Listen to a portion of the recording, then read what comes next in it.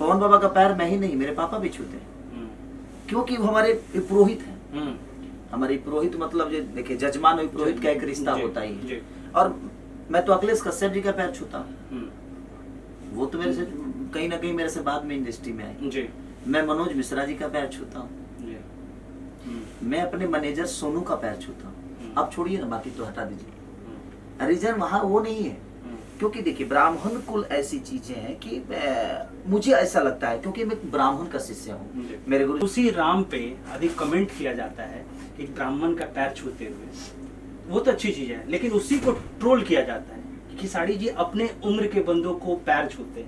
मतलब मुझे ये समझ में नहीं आ रहा है, इस सेंटिमेंट पे रिएक्शन लेना चाहिए या फिर नहीं लेना चाहिए।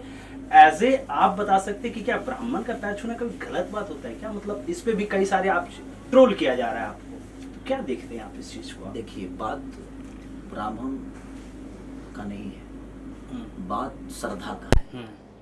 आपके मन में किसी के प्रति श्रद्धा क्या है, वो आपके विचारधारा क्या है, वो मायने रखता है। किसी का पैर छू लेने से कोई छोटा थोड़ी होता है। आपकी अहमियत क्या, मैं किसी का पैर छू लूँ तो मैं ब्राह्मण तो छोड़ दीजिए।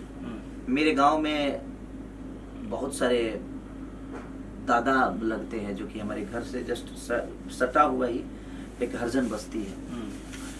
तो हरजन बस्ती में जब भी हम जाते हैं तो जो भी मेरे पापा की उम्र के हैं, जो भी मेरे दादा की उम्र है, मैं तो उनका भी पैर छू लेता हूँ, क्योंकि मुझे पता है कि मैंने इनको दादाजी कहा है और बाबा कैसन बड़ा बाबा का चचा का हलवा। बात वहाँ उसकी नहीं है, बात वहाँ उसकी है कि कहीं ना कहीं उन लोगों का आशीर्वाद, जाति कोई प्रधान नहीं होती है। पवन जी जहाँ तक मेरे से, पवन पांडे जी मेरे से बड़े भी हैं, और बड़े के साथ साथ एक ब्राह्मण मित्र हैं। तो जब कृष्ण जी अपने दोस्त मित्र सुदामा को गले लगा सकते हैं, अपने सिंहासन पे बैठा सकते हैं, तो ये तो हमारे कुल में है ब्राह्मणों का इज्जत। और मुझे ही नहीं, मुझे लगता है कि ब्राह्मण का इज्जत हर उस आदमी को करना चाहिए, क्योंकि ब्राह्मण ज्ञान का एक स्रोत है।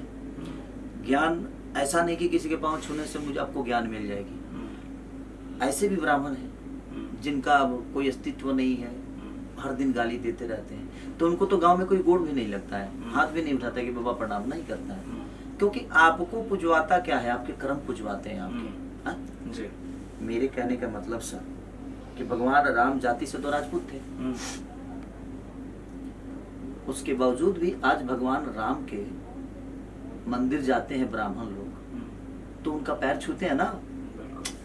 अगर मान लिया जाए भगवान राम तो राजपूत थे जी, भाई मर्यादा पुरुषोत्तम श्री रघुवंश कुल के थे, रघुवंशी थे भाई, लेकिन उनका पैर ब्राह्मण कुल के लोग आज के जाके छूते हैं कि नहीं छूते हैं? तो ब्राह्मण कुल के होने से कोई पैर नहीं छूता है।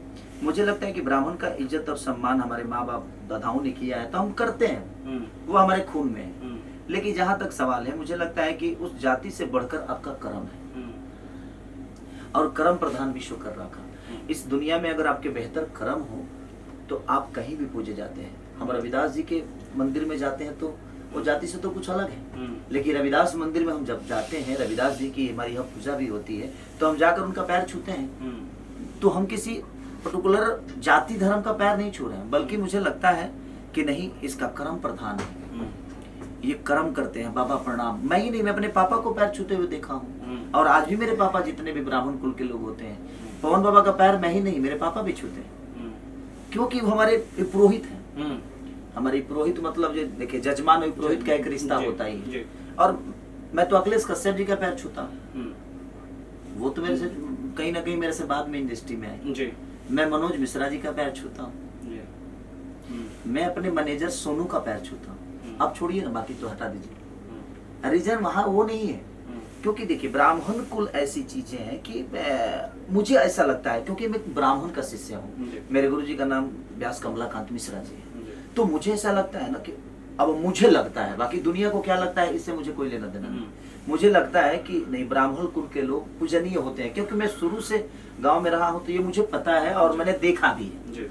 तो मैं जो देखा है उसे आज मैं अगर ब्राह्मण का कल से और कैसे हो बाबा, तो मैं हमेशा छुआ हूँ, और आज भगवान ने मुझे दिया क्या है, ये जो भी मिला है मुझे, चाहे वो मेरे स्टार्टअप में चाहे जितना भी हो, चाहे ट्रेंडिंग स्टार मिला हो कि रिकॉर्ड मशीन मिला हो, चाहे दुनिया का कोई भी